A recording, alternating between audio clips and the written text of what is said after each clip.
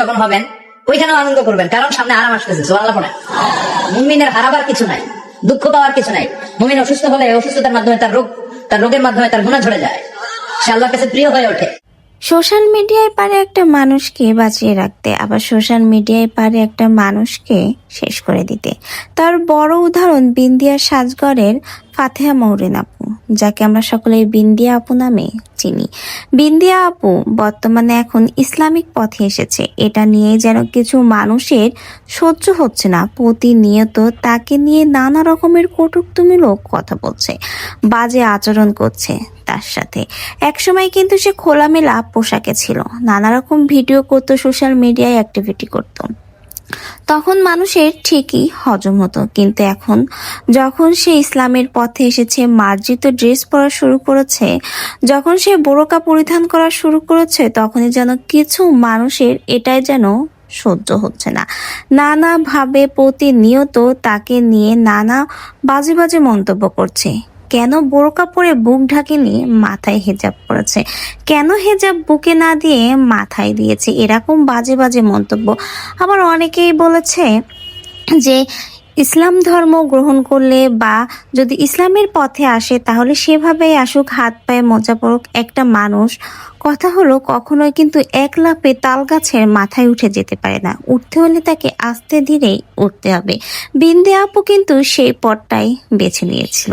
হঠাৎ করে একটা মানুষ সে পরিবর্তন হচ্ছে, যার আগের ড্রেস আপ থেকে সে বর্তমানে একটা সামাজিক ড্রেসে এসেছে, সামাজিকভাবে নিজেকে পরিবর্তন করতে চাচ্ছে, সেটাই কিছু মানুষ হজম করতেই পারেনি। তাকে নানাভাবে প্রতিনিয়ত খুঁচিয়ে খুঁচিয়ে অসুস্থ করে ফেলেছে। এরপরেই তার প্যানিক অ্যাটাক হয়। এখন সে অসুস্থ, বলতে গেলে জীবন মৃত্যুর সঙ্গে যুদ্ধ করছেন। এজন্যই বলে সোশ্যাল মিডিয়ায় পারে একটা মানুষকে বাঁচাতে, আবার একটা মানুষকে শেষ করে দিতে। বিন্দিয়া আপু কিন্তু বলেছে সে আস্তে ধীরে ইসলামের পথে আসবে। সে এখন বুঝতে পেরেছে সে জীবনে কত ভুল করেছে। ভাই, আপনারা যে আঙ্গুলটা বিন্দিয়া আপুর দিকে তুলেছেন, সেই আঙ্গুলটা একবার বাঁকিয়ে আপনাদের দিকে নিন। আপনারা কি 100% শুদ্ধ? আপনাদের ভিতরে কোনো ভুল ত্রুটি নেই? যদি আঙ্গুলটা আপনার দিকে নিয়ে দেখেন, তাহলে দেখবেন বিন্দিয়া আপুর যদি 50টা ভুল থাকে, আপনাদের ভিতরে 100টা ভুল রয়েছে। নিজের ভুল কখনো কেউ চোখে দেখে না, কিন্তু অন্যের ভুলগুলো ঠিকই দেখে। এই যে সে অসুস্থ হয়ে প্যানিক অ্যাটাক হয়ে হাসপাতালে ভর্তি, এই ছবিটা যখন তার পারিবারিকভাবে পোস্ট করা হয়, এটা নিয়েও কিছু মানুষের সমস্যা। অনেকেই বলছে এই যে এখন হাসপাতালের বিল তোলার জন্য ভিডিও করে করে ছাড়তে হচ্ছে। ভাই, সোশ্যাল মিডিয়া থেকে এত টাকা ইনকাম হয় না যাতে হাসপাতালের বিল পোষাবে। ওরকম 2-1টা ভিডিও পোস্টের মাধ্যমে এত এত বেশি টাকা ইনকাম হয় না যে হাসপাতালের বিল তারা দিতে পারবে।